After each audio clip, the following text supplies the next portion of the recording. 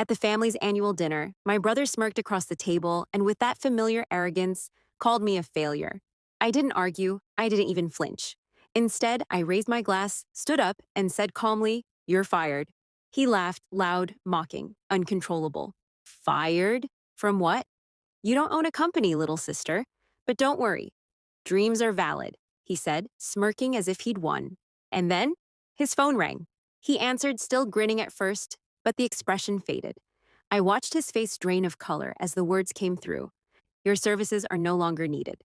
In that moment, the room went silent. The golden child had fallen, and I was the one holding the truth.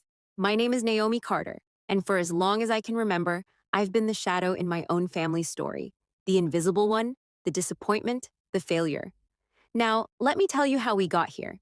The Carters' annual family dinner was meant to be a celebration, a reunion where everyone caught up on their lives.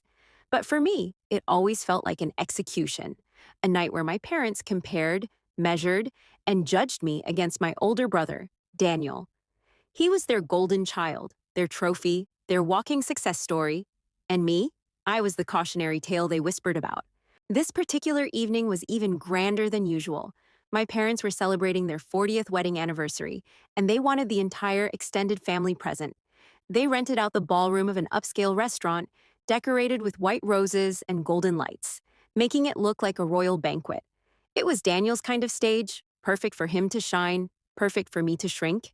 I had moved away almost a decade ago. After years of being treated like I would never amount to anything, I packed my bags and cut off most contact. I only came back for rare occasions, and even then, I kept to myself.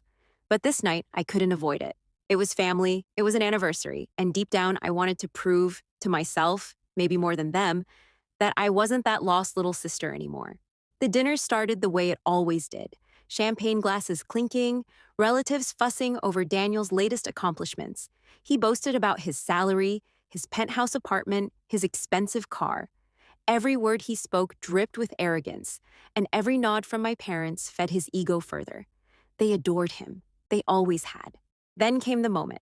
He turned his gaze to me, that smug grin curling at the edges of his mouth. "So, Naomi," he said loudly enough for the entire table to hear, "what about you? Still chasing dreams that don't pay the bills? Or did you finally give up and accept failure?" The room laughed, some out of loyalty to him, others because it was easier than sitting in awkward silence. My cheeks burned, but not from shame, not anymore. From anger, yes, but also from something else. Something like vindication. They had no idea who I had become. I could have stayed quiet. I could have swallowed my pride the way I always used to, but instead I picked up my glass, tapped it gently with a fork, and stood up. The clinking sound silenced the laughter. All eyes turned to me. "Daniel," I said, voice calm, steady, almost too gentle for the words that followed. "You're fired." The table froze, then came the explosion of laughter. Daniel nearly doubled over, wiping tears from his eyes. "Fired?" he scoffed between laughs. "From what? You don't even own a company, Naomi. You've always been a dreamer, but don't worry, dreams are valid." He chuckled and sipped his wine, reveling in the spectacle of making me look foolish. But then, his phone rang. At first, he ignored it, waving a hand dismissively. But the call came again, this time buzzing insistently. With an irritated sigh, he answered. I watched his smirk fade, slowly replaced by confusion, then disbelief. His shoulders stiffened. His complexion paled. The chatter around the table dimmed as everyone noticed his expression. "Yes, I understand," Daniel muttered into the phone, his voice suddenly subdued. "Effective immediately? Right, I'll clear my desk." He hung up, his hands trembling slightly as he set the phone down. The silence was thick. "Everything okay, dear?" my mother asked, worry etching her voice. Daniel forced a laugh, but it cracked in the middle. "It's nothing, just a minor work issue." He picked up his fork, stabbing at his steak without appetite. But I knew. Oh, I knew exactly what that call was. It wasn't coincidence. It wasn't bad luck. That was the boardroom decision I had been waiting for. I sipped my champagne, feeling the warmth slide down my throat, and looked around the table at the faces still trying to understand what had just happened. They had no idea. They had no idea that their so-called failure of a daughter, their overlooked, underestimated Naomi, was no longer the person they thought she was. The truth was, Daniel wasn't fired by chance. He was fired because I had taken control.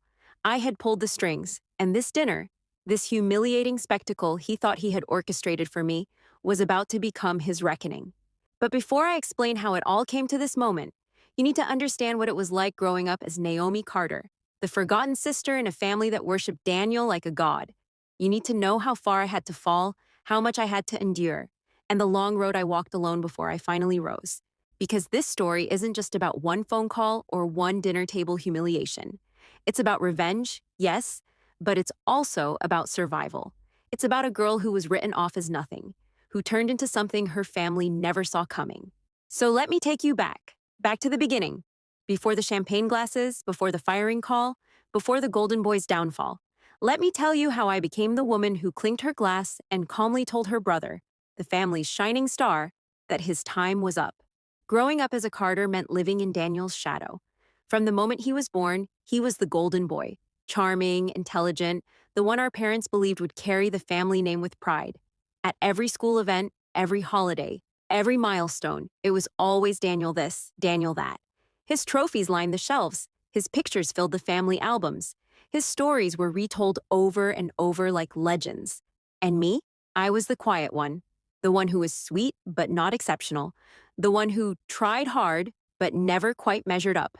My parents never said those words outright, but their tone, their sighs, the way they always redirected conversations back to Daniel said it all. When he got into an Ivy League university, they celebrated with a grand dinner. When I earned a scholarship to a state school, my mother just said, "That's nice, dear. Maybe one day you'll catch up." I didn't realize it then, but I was being written off before I even had the chance to write my story. For years, I lived under that weight. Every achievement I worked for felt small compared to Daniel's effortless victories, and he knew it. He loved reminding me of it. Subtle digs at first, then sharper ones as we grew older. He wore his success like armor, and my insecurities became his weapon. By the time I turned 23, I had enough. I packed my bags and left town without a clear plan. My family thought it was just another failure, that I couldn't handle the pressure. But the truth? I needed distance. I needed space to breathe, to grow, to figure out who Naomi Carter really was without Daniel standing beside me as a constant comparison. Those years away were brutal. I worked jobs that barely paid rent. I lived in cramped apartments with peeling walls and noisy neighbors. More than once, I questioned if my parents had been right, if maybe I really was destined to be nothing. But something in me refused to give up. For every failure, I found a lesson. For every setback, I found grit. Slowly, piece by piece, I built myself back up. The turning point came when I landed a position at a mid-sized investment firm. It wasn't glamorous, and I wasn't paid much, but I learned. I studied the market. I stayed late when everyone else left. I asked questions no one else bothered to ask. My bosses overlooked me at first, just as my family always had. But numbers don't lie, and soon my ideas started turning into results. From there, the climb began. One promotion led to another. Opportunities opened. And when a major corporation hit financial trouble, I took a risk that would change everything. I bought shares. At first, just a small amount, then more. And when everyone else doubted the company's survival, I doubled down. The gamble paid off. The company not only survived, it grew. And with it, so did my influence. What no one in my family knew was that over the years, I had quietly acquired a majority stake in that same corporation. It was the company Daniel bragged about working for, the company he used as proof of his success. He wore its logo like a badge of honor, telling anyone who would listen that he was a rising star there. The irony? While he boasted about his salary, I owned the very building he walked into every morning. But power brings responsibility.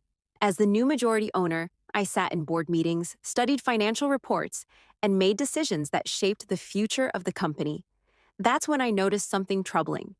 Numbers weren't adding up. Certain accounts showed discrepancies. Money was slipping away in places it shouldn't. Fraud was happening, but by whom? I launched an internal review, quietly, carefully. And when the reports came back, my heart nearly stopped.